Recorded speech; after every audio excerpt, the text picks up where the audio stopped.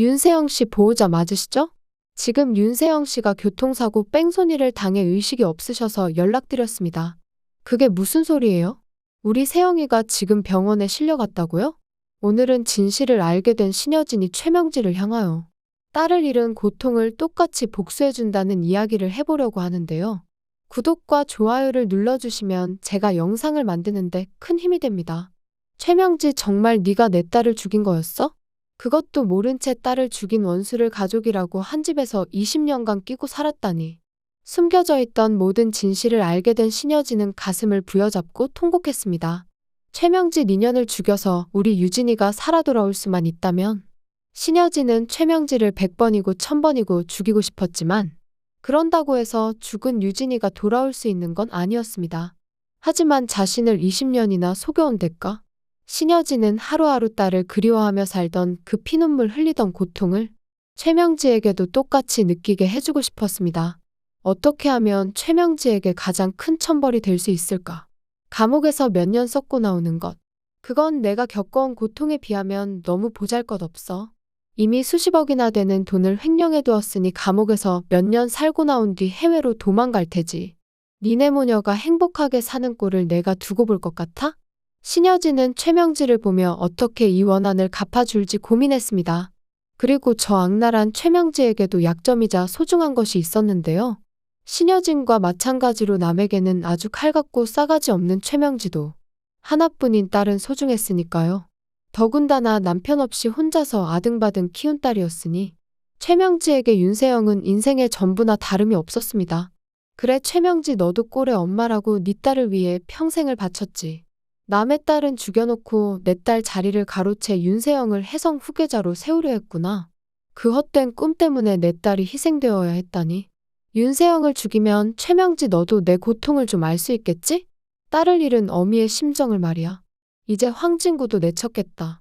신여진의 곁에는 오랜 세월 함께해준 오른팔 장비서뿐이었습니다. 최명지의 이간질에 눈이 멀어 주변 사람들을 다 내친 결과가 이거였죠. 장비서는 월급 받아 움직이는 월급쟁이였으니 사실상 이제 신여진의 곁에는 아무도 남아있지 않은 것과 똑같은 상황이었습니다. 심지어 핏줄인 은총이마저 할머니를 좋아하지 않으니 말이죠. 신여진은 장비서를 향해 명령했습니다. 당장 심부름센터 연락해 실력 좋은 사람들로 섭외하고 윤성호는 신여진에게 최명지가 의심된다며 확실한 증거를 잡을 때까지 기다리라 했지만 신여진은 법대로 최명지를 처리할 생각이 없었습니다. 이전에 은총이의 존재를 알려줄 때도 제발 경거망동하지 말라고 그렇게 부탁을 했는데 저번도 그렇고 다른 사람 말은 전혀 듣지 않는 아주 독선적이고 위선적인 모습만을 보여주네요. 신여진은 그렇게 또 다시 파멸의 길을 향해 달려가게 되는데요. 세영아, 날 탓할 생각 말아라. 너도 죄를 받아야지. 네가 20년 전 우리 유진이를 배해버리고 거짓말만 하지 않았어도 이 모든 비극은 일어나지 않았어. 네 엄마가 널 그렇게 가르쳤겠지. 욕심을 부리고 남의 것을 빼앗으라고. 원망하려면 네 엄마를 원망하렴. 넌 엄마 때문에 죽는 거니까. 신여진은 심부름센터를 불러 윤세영의 차량 뺑소니를 지시했습니다. 회장님, 걱정 말고 맡겨주십시오. 제가 확실하게 윤세영 처리하겠습니다. 아니야, 이렇게 한 번에 죽여서는 안 되지. 내가 20년간 겪은 고통을 생각하면 서서히 피를 말려 죽여야 맞지. 회장님, 그럼 이번엔 차로 살짝 경고만 줄까요? 그래요, 죽지 않을 정도로만 손봐주는 걸로 합시다. 난 최명지가 언제 딸이 죽을까 모르는 공포 속에 떠는 꼴을 구경해야겠으니 명령을 받은 심부름센터 업자는 대포차를 구해와 디데이를 정했습니다. 그리고 드디어 거사날이 되었죠. 신여진은 회사에서 갑질 무리를 일으킨 윤세영에게 출장을 가라며 유진이의 사고 장소로 파견을 보냈습니다. 윤세영은 유진이가 그곳에서 죽은지는 까맣게 모르고 있었죠. 그 장소에 내가 미팅 갈 일이 뭐가 있다고 갑자기 출장을 가래. 윤세영은 궁시렁궁시렁 거리면서도 더 이상 큰엄마의 눈밖에 날 수는 없다며 고분고분 약속 장소로 향했는데요. 그런데 그때 윤세영을 딱 노린 것처럼 속도를 내며 달려오는 차가 있었습니다. 바로 신여진이 사주한 대포차였죠. 윤세영은 차가 자신에게 달려오는 것을 보았지만 빠른 속도로 달려오는 차를 차마 피하지 못했습니다. 그저 눈만 크게 뜬 채 차량에 부딪혀 의식을 잃고 말았죠. 피를 흘리며 차 핸들에 처박힌 윤세영은 주변 신고를 받고 온 구급대에 의하여 병원으로 급히 이송되었습니다. 윤세영 씨 보호자 되십니까? 지금 환자 뺑소니 사고로 급하게 인근 병원으로 이송 중입니다. 우리 세영이가 뺑소니를 당했다고요? 연락을 받은 최명진은 혼절할 듯 넋이 나갔는데요.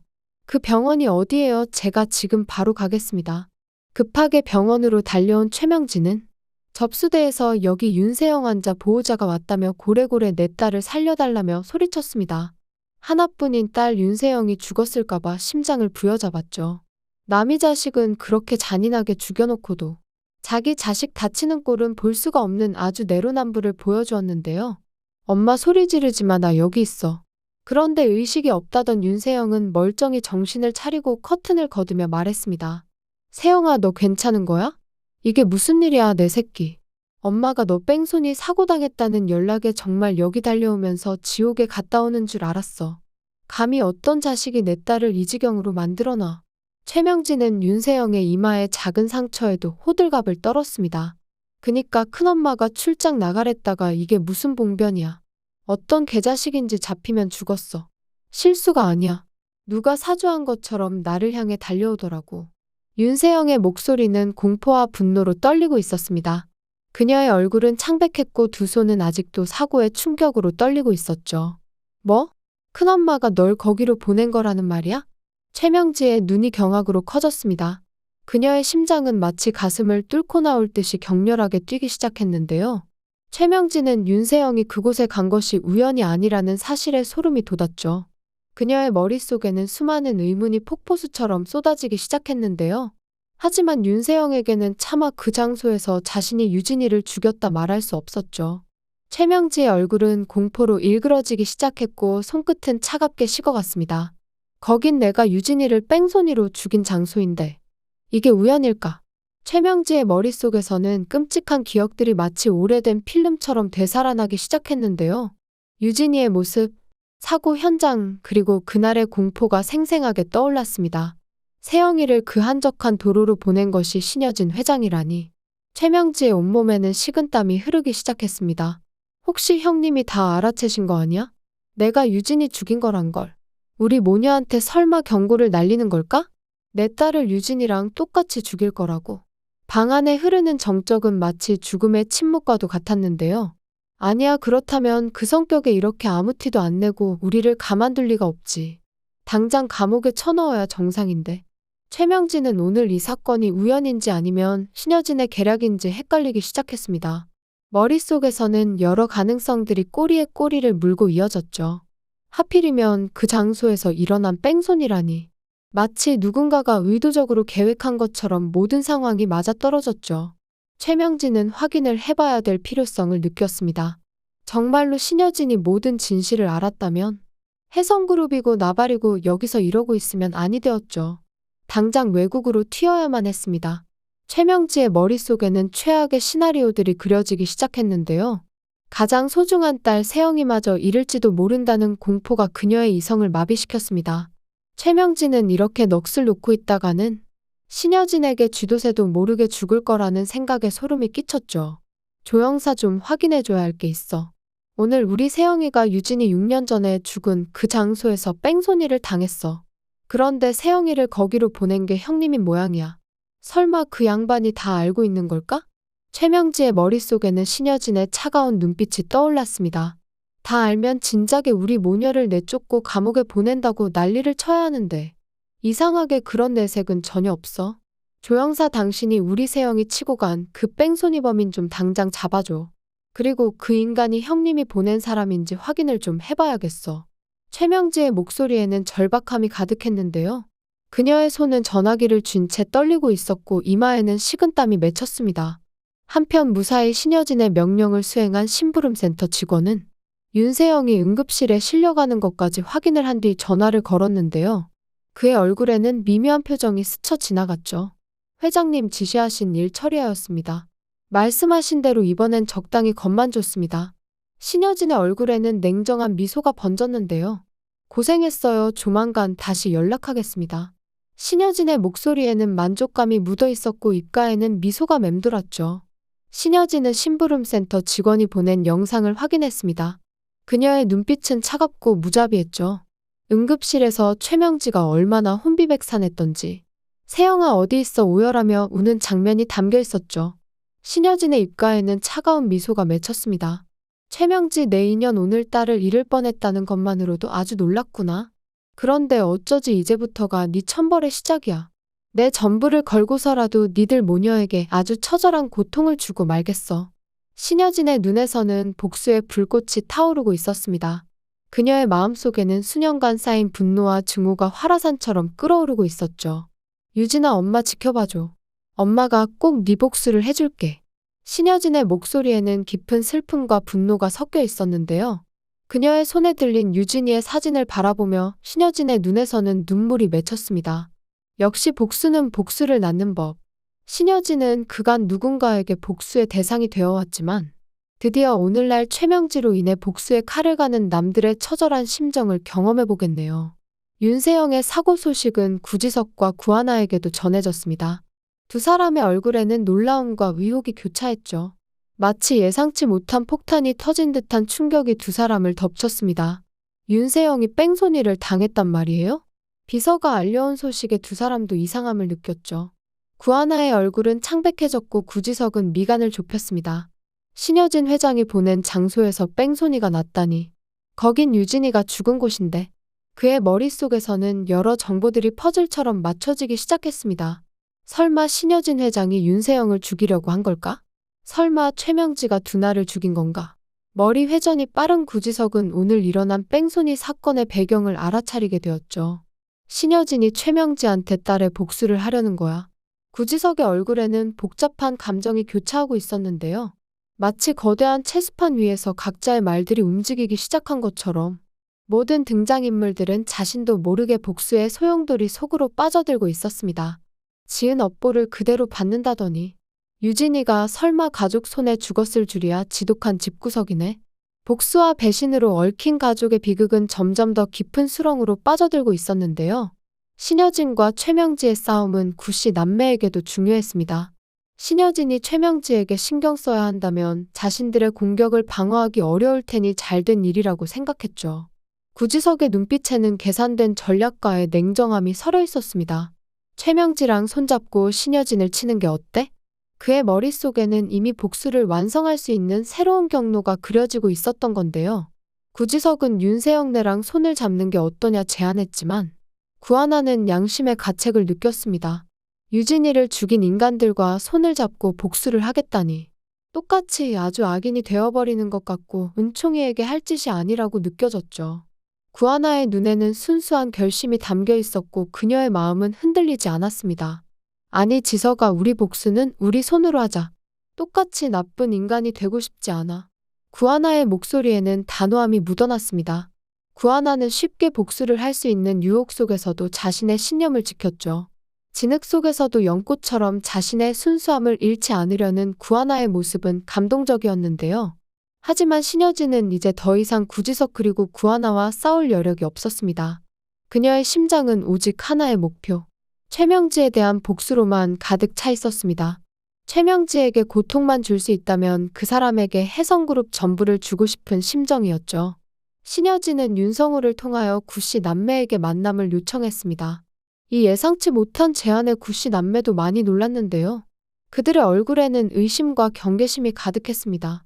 이제 와서 봐달라고 사과라도 하겠다는 건가? 구지석과 구하나는 만남을 거절하려고 했습니다. 지금 살겠다고 억지로 하는 사과 같은 건 필요 없기 때문이죠. 이미 복수는 돌이킬 수 없고 신여진의 파멸까지 끝을 향해 달려갈 생각이었죠. 하지만 신여진은 구씨 남매들이 만나주지 않자 여기에 중요한 증거가 담겨 있다며 서류를 보내왔는데요. 그 봉투는 마치 판도라의 상자처럼 새로운 진실을 품고 있었습니다. 구씨 남매의 심장은 불안하게 뛰기 시작했죠. 그 서류에는 30년 전 구지석의 부모님을 죽음으로 몰고 간 차량 사고의 진실이 담겨 있었습니다. 오랜 세월 가려져 있던 진실이 마침내 빛을 보게 된 순간이었는데요. 브레이크를 고장낸 인간이 신여진이 아니라 최명지였다는 중요한 증거였죠. 이 충격적인 사실에 구씨 남매의 얼굴은 창백해졌습니다. 이게 뭐야? 우리 부모님을 죽인 게 신여진이 아니라 최명지였다고? 구지석의 목소리는 충격으로 떨리고 있었습니다. 윤성호는 가슴을 쓸어내렸는데요. 그의 얼굴에는 안도감과 함께 복잡한 감정이 서려 있었습니다. 유진 엄마, 당신이 살인까지 저지른 그런 인간 말종이 아니라 정말 다행이야. 은총이 할머니로 자격도 없다 생각했는데 당신이 그런 사람이 아니었다니. 신여진은 다행히 깊은 오해를 풀 수가 있었습니다. 그녀의 눈에는 억울함과 슬픔이 담겨 있었는데요. 마치 오랜 세월 짊어져온 무거운 짐이 벗겨지는 듯한 해방감이 느껴졌습니다. 그간 신여진의 실체를 보고 깊게 실망했던 황진구의 오해도 어느 정도 해소가 되었죠. 마침내 진실의 빛이 어둠을 밝히는 순간이었습니다. 드디어 아주 끝판왕 악역 최명지의 실체가 드러났습니다. 마치 가면이 벗겨지듯 최명지의 진짜 모습이 만천하에 드러났는데요. 그 모습은 상상 이상으로 잔인하고 악랄했습니다. 조카 유진이도 죽여 구지석 내 부모님도 죽여. 모든 비극의 시작점이 최명지였다는 사실에 모두가 경악했습니다. 최명지의 악행은 상상을 초월하는 수준이었죠. 그리고 아직 드러나지 않았지만 유진이의 남편이자 은총이의 아빠를 죽인 것도 틀림없이 최명지 짓일 것 같습니다. 복수의 연쇄는 점점 더 깊은 진실로 이어지고 있었는데요. 분명히 유진이는 남편이 죽은 그 후에도 누군가에게 쫓겨서 한국으로 급하게 피신했다고 했으니 미국까지 유진이와 그 가족을 괴롭힐 인간은 최명지뿐이기 때문이죠. 최명지의 추악한 실체가 점점 더 명확하게 모습을 드러내고 있었습니다. 그녀의 악행은 국경을 넘어 퍼져 있었죠. 너무나 나쁜 짓을 저질렀기 때문에 최명지는 곱게 감옥에 들어가지는 못할 것 같습니다. 복수의 칼날은 결국 그것을 휘두른 자에게로 돌아오는 법이었습니다. 신여진은 윤세영을 죽이는 것으로 복수를 하려 했지만 구하나와 모두는 이를 말렸습니다. 윤세영이 유진이를 배에 버린 거짓말은 정말 나쁘긴 했지만 어린 나이였으니 목숨까지 앗아가는 건 과한 처사라고요. 구하나의 눈빛에는 여전히 인간적인 온기가 살아있었는데요. 그녀는 복수의 사슬에서 벗어나 올바른 길을 선택하려 했죠. 계속해서 죄의 업을 쌓는 것은 은총이를 위해서라도 그만두어야 했습니다. 순수한 아이를 위해서라도 복수의 사슬을 끊어야 한다는 깨달음이 모두에게 퍼져갔습니다. 정작 죄를 지은 사람은 최명지이니 최명지가 자신의 죄값을 받아야겠죠? 모두의 설득으로 신여진은 최명지를 감옥에 보내려 했지만 최명지는 조영사에게 배신당해 같은 수법인 브레이크 사고로 생을 달리하는 결말이 있지 않을까 싶습니다. 신데렐라 게임 슬슬 결말을 향해 달려가고 있는데요. 신여진 역의 우리 나영이 명배우가 처절하게 배신당한 연기를 어떻게 보여줄지 기대해보면서 리뷰 마치겠습니다. 구독과 좋아요를 눌러주시면 제가 영상을 만드는데 큰 힘이 됩니다. 시청해주셔서 감사합니다.